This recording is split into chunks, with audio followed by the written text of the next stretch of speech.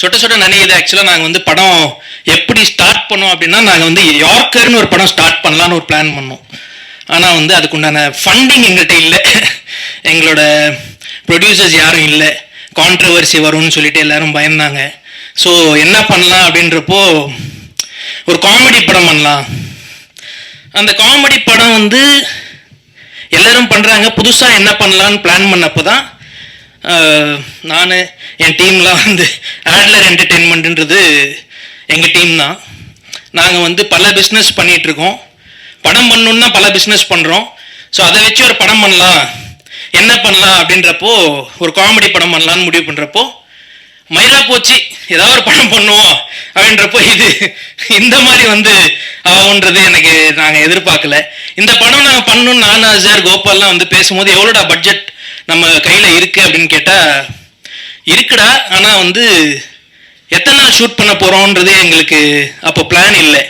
அப்போ நாங்கள் பிளான் பண்ணப்போ எங்கள்கிட்ட ஷூட்டிங்க்கு இருந்த அமௌண்ட் வந்து வெறும் 20 நாள் தான். 20 நாள் ஷூட் பண்ண முடியும், போஸ்ட் ப்ரொடக்ஷன் பண்ண முடியும்.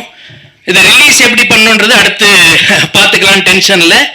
அந்த டென்ஷனில் நாங்கள் வந்து ஒரு நாளைக்கு 5லேருந்து 6 சீன் குவாலிட்டி காம்ப்ரமைஸ் பண்ணாமல் இந்த படத்தை நாங்கள் வந்து 18 நாளில் முடிச்சிருக்கோம். ஆனால் 18 நாளில் முடிச்சிருக்கோன்றது நீங்கள் படம் பார்க்கும் போது உங்களுக்கு தெரியாது. இது என்னன்னா, நாங்கள் ஒரு டீமாக வந்து நாங்களும் இருக்கோம், எங்களாலையும் படம் பண்ண முடியும். யார் பேக்கப்பும் எங்களுக்கு வேணாம். எங்களுக்கு ஃபேமிலி பேக்ரவுண்ட்லாம் கிடையாது. எங்கள் அப்பா அம்மா இங்கே உட்காந்துருக்காங்க.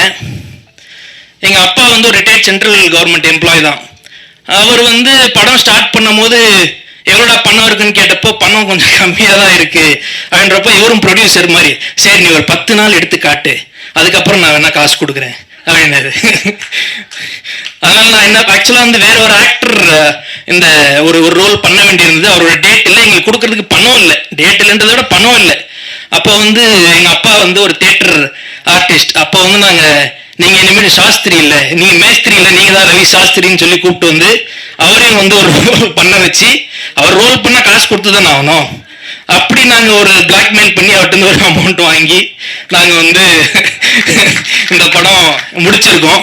எங்கள் அம்மா அதுக்கப்புறம் நான் வந்து ஜுவல்ஸ்லாம் எங்கேயும் போடுறதில்ல, நீ வேணா என் ஜுவல்ஸையும் வச்சுக்கோ அப்படின்ட்டு ஜுவல்ஸும் கொடுத்துட்டாங்க. இப்போ என்னன்னா, நான் கண்டிப்பாக ரிட்டர்ன் கொடுத்துட்றேன். இந்த படத்துல எல்லாம் நான் வேற ஏதாவது தொழில் பண்ணி கொடுத்துட்றேன். ஏன்னா படம் பண்ணுறது ரொம்ப கஷ்டம், அதை ரிலீஸ் பண்ணுறது ரொம்ப கஷ்டம் அப்படின்றப்ப நாங்கள் படம் பண்ணி முடிச்சிட்டோம். எங்களோட போஸ்ட் ப்ரொடக்ஷன் வந்து lights on media, Suresh Sundar Venky, நீங்கள் வந்து படம் நல்லா பண்ணியிருக்கீங்க, நீங்கள் எந்த அமௌண்ட்டும் எங்களுக்கு இப்போதைக்கு கொடுக்க வேணாம், ஆஃப்டர் பிஸ்னஸ் கொடுங்க அப்படின்னு சொல்லி எங்களுக்கு வந்து ஒரு பெரிய சப்போர்ட் பண்ணி கொடுத்துருக்காங்க. அவங்களுக்கு ரொம்ப தேங்க்ஸ். இந்த படத்தை வெளியிடுறதுக்கு வந்து ஜெனரஸ் என்டர்டெயின்மெண்ட் தானே வந்து மாட்டிக்கிட்டாங்க. இவங்க வந்து படம் டீசர் சூப்பராக இருக்கு அப்படின்னாங்க. அப்படி வாங்குவாங்க, இந்த படத்தை ரிலீஸ் பண்ணி கொடுங்கன்னு சொல்லி அவங்களையும் பிடிச்சி உட்கார வச்சுட்டோம். அதுக்கப்புறம் சரி ஆடியோ யார்கிட்ட கொடுக்கலாம் அப்படின்னப்போ ஒருத்தர் வந்தார், ஜிதேஷ், மிஸ்டர் ஜிதேஷ், ரொம்ப தேங்க்ஸ்.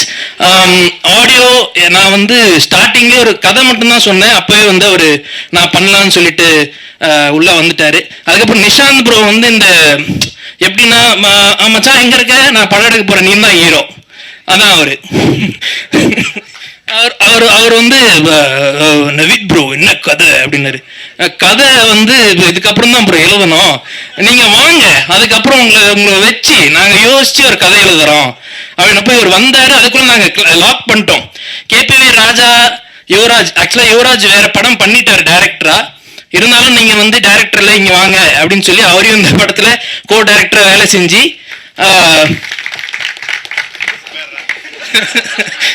இது நான் எதிர்பார்க்கல. அவர் வந்து இப்படிதான் வாண்டடாக ஏஞ்சி நின்று அவர் பண்ணுவார்.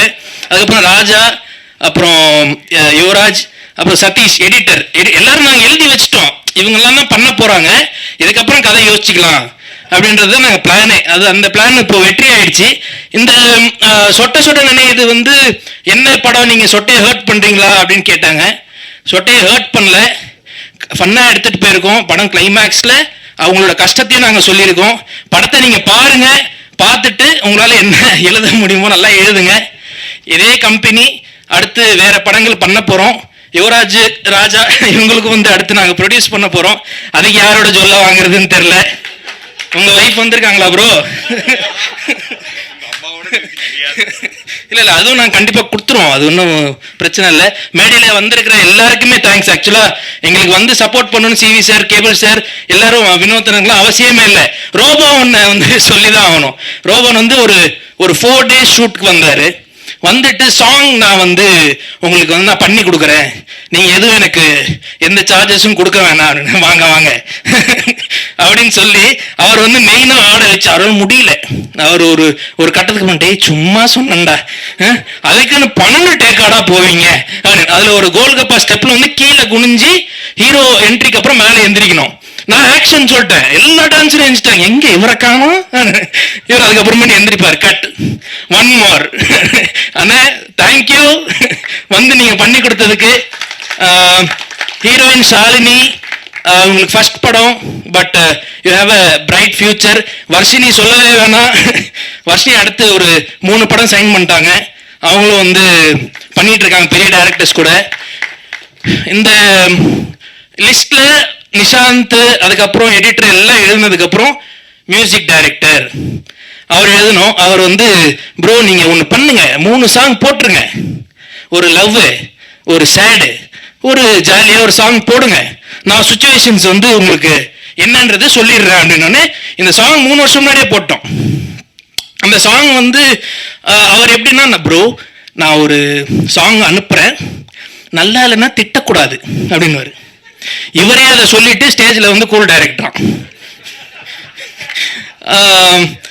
ஆனா வந்து பாட்டு சூப்பர்வா இருக்கு. பாட்டு golgappa I think million views போயிருக்கு. அடுத்து இன்னொரு சாங்கும் வரப்போகுது. லிரிசிஸ்ட் ரொம்ப தேங்க்ஸ், நல்லா எழுதியிருக்கீங்க. அப்புறம் டிஓபி வந்து கடைசியா வந்து சேர்ந்தார் மாலத்துன்ற மாதிரி ஷூட்டிங்க்கு முன்னாடி நாள் தான் வந்து நாங்கள் டிஓபி, ஆக்சுவலாக வேற டிஓபி இருந்தார், அவர் கொஞ்சம் எங்களுக்கு கம்ஃபர்டபுளா இல்லைன்றப்போ அவரை நான் வந்து நைட் ஒரு 2 மணிக்கு கூப்பிட்டு காலைல 6 மணிக்கு ஷூட்டு வந்துடுவேன்னு, வந்துடுறேன் பாய் அப்படின்னு வந்துட்டான். வந்துட்டு எல்லாம் கைட்மேன்லாம் வந்து சார் இது டிஓபி வராருன்னு சொன்னீங்க சார், அவர் இன்னும் வரல. ஏன்பா அவர் வந்து 2 மணி நேரம் ஆகுது, அவர்தான் டிஓபி. ஏன்னா ஒரு டிஓ எடுத்துக்கிட்டு அவர் வந்து வந்துருவாரு. ஸோ இந்த படத்தில் எங்கள் அப்பா கூட நிறைய பேர் நடிச்சிருக்காங்க. Kavitha ma'am, Afsar, Malini ma'am, Yasmin ma'am, எல்லாருக்குமே ரொம்ப நன்றி. அவ்வளோதானே. ஆனந்த் பாண்டி ரொம்ப தேங்க்ஸ். மிமிக்ரிலாம் அவர் பண்ண சொன்னார், நான் பண்ண சொல்லல. நான் ஆனந்த் பாண்டி வந்து அவருமே வந்து நீங்க வந்து பண்ணுங்க ப்ரோ, எங்கள்கிட்ட பணம் இல்லை, நீங்க வந்து நடிச்சு கொடுப்பீங்களான்னப்போ இது வரைக்கும் ஒரு பேமெண்ட் ஒரு ரூபா கூட வாங்கல. டீசல் போடுங்கனாரு, போட்டுக்கோங்க ப்ரோ அப்படின்னு. ப்ரோ கன்வின்ஸ், நீங்க முதல்ல நடிச்சு என்ன கன்வின்ஸ் பண்ணுங்க, அதுக்கப்புறம் கன்வின்ஸ் பத்தி பேசுவோம் அப்படின்னு சொல்லி அவரையும் நாங்க வந்து இன்ன வரைக்கும் ஒரு ப்ரோ இப்போ வந்து பெட்ரோல் செலவு எங்கள்கிட்ட கேட்காதீங்க. ஓகே ஓகே, எல்லாருக்கும் தேங்க்யூ. பிரியங்கா அவங்களும் வந்து நாங்கள் ஆக்சுவலாக என்னன்னா நாளைக்கு ஷூட் பண்ண போறோம்னா இன்னைக்கு ஈவினிங் டிசைட் பண்ணுவோம் எப்படி இதை மாற்றலாம், எப்படி பண்ணணும். அதில் வந்து பிரியங்கா வந்து எங்களுக்கு பண்ணி கொடுத்தாங்க, ரொம்ப நன்றி. I think I have covered everything. அசாரு அடுத்து இன்னொரு படம் செப்டம்பர்ல இல்ல அக்டோபர்ல அனௌன்ஸ் பண்றோம். முதல்ல இந்த படத்தை ஆகஸ்ட் 22 தியேட்டர்ல வந்து பாருங்க, படத்தை வெற்றியாக்குங்க. கண்டிப்பா படம் உங்களுக்கு பிடிக்கலன்னா திட்டாதீங்க. Thank you Kavitha ma'am, thank you for introducing everyone. Lovely, thank you.